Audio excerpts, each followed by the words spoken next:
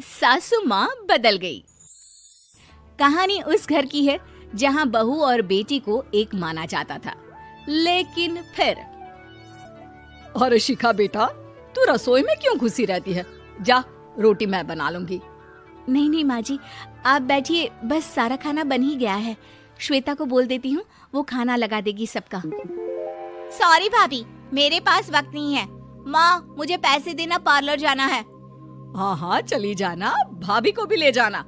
वो भी जाने को बोल रही थी पार्लर, पर पहले ना मदद कर दे उसके खाना लगाने में। देख माँ, वो बहू है, उसे बहू रहने देना, इतना सर पर मत चढ़ा भाभी को। श्वेता, ज्यादा मत बोला कर। बहू और बेटी में कोई फर्क नहीं होता है। जा जाकर काम कर। ननद को माँ का भाभी से इस तरह प्यार करना बिल्कुल अच्छा नहीं लगता।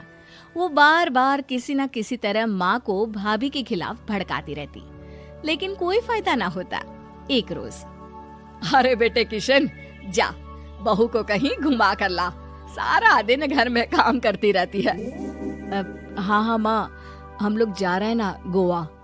अच्छा जी, भाभी ने तो हमें बताया भी नहीं। वैसे तो सारी पंचायत करती है, ये गोवा वाली बात क्यों छुपा गई हमसे? अरे क्योंकि उसे खुद नहीं पता था बहन। मुझे टिकट सस्ती मिल रही थी तो मैंने बुक कर दिया। हाँ शिखा, पैकिंग कर ले, संडे हम जा रहे हैं गोवा। दोपहर में शिखा पैकिंग कर रही थी कि सास आ जाती है। ये क्या बहू, साड़ियाँ? अरे गोवा जा रही है घूमने या फिर शादी में मायके हैं? माँ जी, ऐसा कुछ है ही नहीं, समझ में नहीं आ रहा क्या रखूं कपड़े में। अरे तेरी और श्वेता की साइज तो एक ही है, उसके कुछ मॉडर्न कपड़े ले ले, आकर लौटा देना। हाँ माँ जी, ये ठीक रहेगा। शिखा श्वेता के पास जाती है और उससे कपड़े मांगती है। ना जी ना, मैं अपने कपड़े ना दूं, वैसे भी फैल जाएंगे मेरे कपड़े, बहुत महंगे वाले हैं।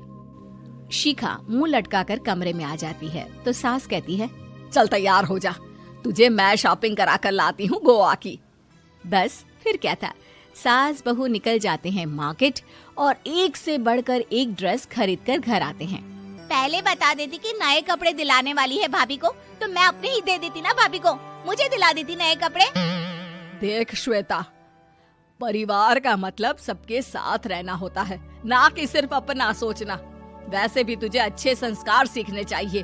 और रही बात कपड़ों की, तो शिखा, आज से घर पर भी तू मॉडर्न कपड़े ही पहनेगी। कोई जरूरत नहीं है ये साड़ी वाड़ी लपेटने की। अब क्या था, घर पर श्वेता और शिखा एक जैसे रहते।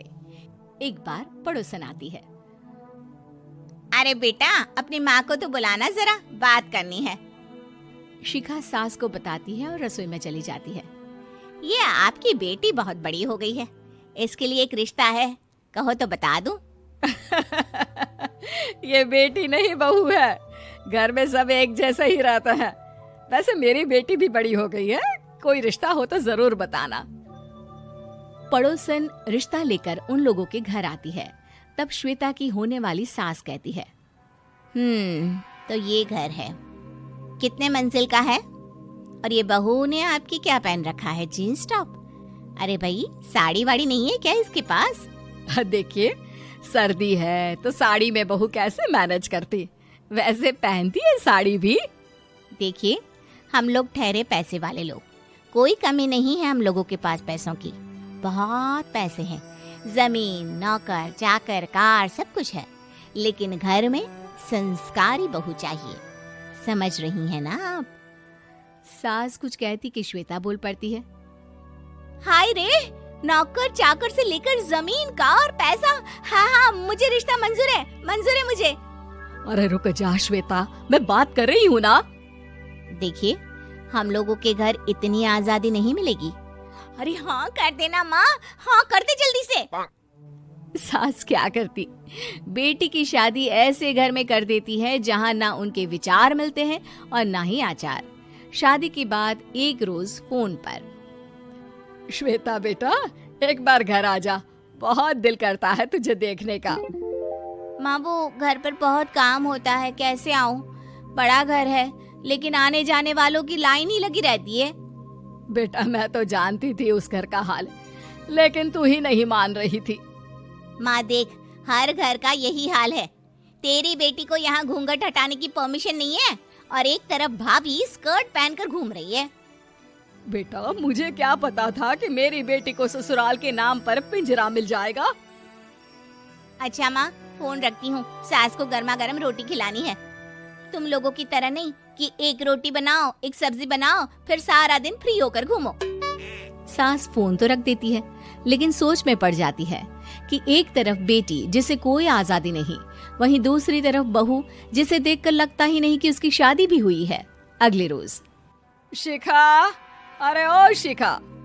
हाँ माँ, क्या हुआ? कुछ चाहिए आपको? मैं जिम जा रही थी।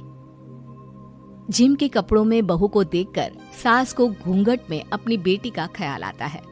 देख बहू, घर में बहू की तरह रहा कर। इतने टाइट कपड़े पहनकर जिम जाना पसंद नहीं मुझे। जा जाकर रोटी बना। रोटी? माँ अभी तो शाम की 6 बजे हैं, इस वक्त रोटी? अब क्या मेरे खाने पीने पर भी पहरा है? अरे जब मर्जी तब मैं अपने घर में खा भी नहीं सकती क्या? बहू को अजीब लगता है। वो समझ नहीं पाती कि जो सास कल तक इतनी सपोर्टिव थी, उन्हें अचानक से क्या हो गया। वो किचन में जाती है, गरम रोटी के साथ 2 तरह की सब्जी, रायता, सलाद सब लेकर सास के पास आती है। माँ जी, खाना। इतना सारा खाना? राक्षस समझा है क्या मुझे? रोटी मांगी थी मैंने गर्मा गर्म बस। पर माँ जी, रोटी खाती किससे आप? सब्जी तो बनानी थी ना। अरे भूख मर गई मेरी तेरी बहस से। जा जाकर काम कर, अंदर पूरी रसोई साफ कर। बहू अंदर चली जाती है। थोड़ी देर में श्वेता घर आती है। अरे शिखा, जल्दी से चाय ला, पकवान बना, मेरी बेटी आई है। अरे नहीं नहीं माँ, ड्राइवर बाहर खड़ा है। मैं तो घर का कोई सामान खरीदने के बहाने यहाँ आ गई हूँ, मुझे जाना होगा। अरे बेटा, पर कितने दिनों बाद देख रही हूँ तुझे, रहने आ जाना 2-4 दिन के लिए। आ जाऊंगी माँ, जब मेरी सास मरेगी तब।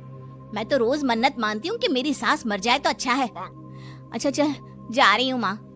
हे भगवान, कैसे कैसे दिन देखने पड़ रहे हैं मेरी बेटी को। सास अंदर जाती है, जहाँ श्वेता की जिम वाली सहेली का फोन आया होता है। क्या बात है, आज जिम नहीं आई? अरे पता नहीं यार, आज माँ को क्या हो गया अचानक। पर खैर कोई नहीं, लगता नहीं कि मैं अब जिम आ पाऊंगी। शिखा स्पीकर पर बात कर रही थी, जिसे सास सुन रही थी। यार ये सास ना होती ही ऐसी है। मैं तो कहती हूँ बुढ़िया जल्दी मरे और तू आराम से जिए। शिखा को सहेली की बात पर गुस्सा आ जाता है। माँ के मरने की कौन सा बच्चा दुआ मांगता है मोहिनी? आगे से ऐसी बात मेरे सामने मत करना। हमारे घर की शोभा ही माँ है। क्या हुआ जो थोड़ी सख्ती दिखा रही है? उसमें भी कोई ना कोई उनकी भलाई ही होगी। मैं तो कहती हूँ भगवान मेरे जैसी सास सबको दे, जो सिर्फ माँ की तरह है। सास वाली तो कोई बात ही नहीं है उनमें। सास ये बात सुन रही थी। उनकी आंख में आंसू आ जाते हैं कि क्यों वो बेटी की किस्मत में बहू को भी भागीदार बना रही थी। शिखा, अरे ओ शिखा, क्या हो गया? जिम नहीं जाना क्या? डेली ऐसी ही कहानी देखने के लिए चैनल को सब्सक्राइब करें